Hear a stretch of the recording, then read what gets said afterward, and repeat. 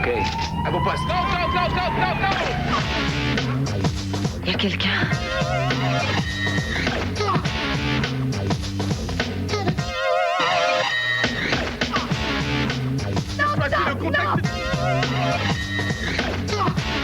Je t'aime, tu sais.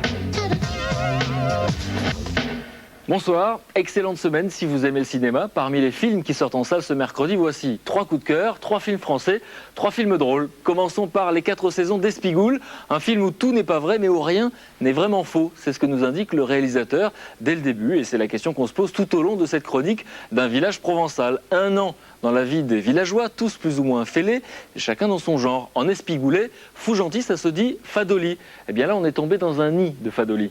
C'est catastrophique, c'est une véritable catastrophe. Et à Espigoule, c'est un village assez extraordinaire que j'ai découvert il y a très longtemps. À Espigoule, les arbres, ils vibrent d'une manière différente. Ils sont beaucoup plus... comment dire... Le fagot, mon cher, il est plus gros que le fagot cher. Le temps n'existe plus. Oui, les lèvres de la dévergondée distillent le miel. Ça. Je m'y baigne dans le péché, moi. Dans le péché? Ça donne quelque chose de savoureux. Dans le péché, le foutre. Oh là là là là, y a pas de problème. Hein. Heureux, on vit dans le péché, mais c'est pas grave. Hein. Eh ben, un coup de bec au trou du cul, ils y sortent les tripes. Là, ça, c'est pas des conneries, véridiques. Le vrai en 2000 sera en 2001. Le 1er janvier 2000. En 2000, Tu m'en crois pas 2001. on licenciera immédiatement un député, un sénateur. Ah, pauvre, Hans. Elle vient de qui, l'idée? Ah, vous avez le même gabarit. Elle vient de qui, l'idée? On arrive. Il y a le bon, il y a le pas bon. Le film de Christian Philibert est absolument inclassable et c'est ce qui fait son charme. Documentaire ou fiction, comédien ou vrai villageois, on se pose la question pendant les rares moments où on ne rit pas. Si on ajoute que les personnages sont en plus réellement attachants, alors vous l'aurez compris, il ne faut pas rater cet ovni provençal. Également à l'affiche, ça ne vous aura pas échappé, Quasimodo del Paris, le premier film réalisé par Patrick Timsit, une version latino-comique de Notre-Dame de Paris de Victor Hugo. Quasimodo, monstre gentil et contrefait, est amoureux de la belle Esmeralda, elle-même convoitée par Phébus, chef de la soldatesque. Là-dessus plane l'inquiétant Frollo, prêtre quasi intégriste. Comme quoi à l'époque, on avait de bons scénarios. Merci Victor. Et dans le décalage, la console vidéo pulse au pied des gargouilles et le prêtre Frollo évangélise les prostituées avec sa sonomobile. Les gags s'égrènent et on bénit les dialoguistes. Quant à Richard Berry, il est fascinant en curé mystique et sadomaso. Quasimodo est quasi réussi. On attend avec impatience le prochain Timsit, Les Misérables peut-être.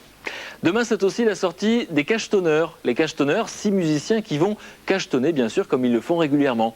Cette fois-ci, pour obtenir un cachet, ils doivent donner un concert privé dans un château en Normandie. Normalement, tout devrait rouler, mais évidemment, rien ne se passe comme prévu. C'est un cacheton, plus ou moins merdique, mais c'est un cacheton. Ah, tu changeras pas, toi. Hein. Ce sont de vulgaires cachetonneurs, des cachetonneurs, voilà. Tu cachetonnes ensemble, dis-moi la vérité là. Moi, tu peux me le dire, non? Mais c'est super important, ce plan-là. Il y aura tous les châtelains de Normandie, ça va nous rapporter plein d'affaires. Mais moi, je fais pas travailler quelqu'un qui en est, je sais pas, 8 mois et demi de grossesse. Là, voilà, ça y est, tout de suite les grands mots. Hein. Ce sont des musiciens très souples, y a aucun problème. On ne pique pas. Mais t'es con, je pique pas, je regarde. Non, si tu veux savoir, actuellement, j'ai un seul souci. Un seul? Oui, c'est que ma flûtiste perd ses os le jour du concert. T'inquiète pas, ce jour-là, je serrai tellement les fesses que ça risque pas d'arriver, crois-moi. Oh, bah c'est élégant, ça. Oui, on va s'il y a le moindre problème, je vous rappelle, mais il devrait pas y en avoir. Enfin, si le chef arrive.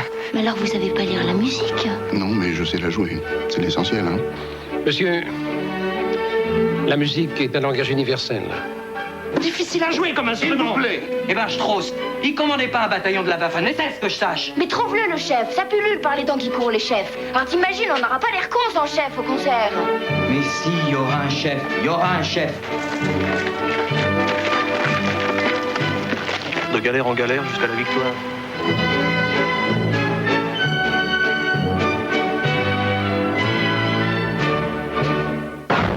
Qu'on connaisse la musique ou non, eh bien on sera amusé par les péripéties et les embrouilles qui vont perturber la préparation du concert.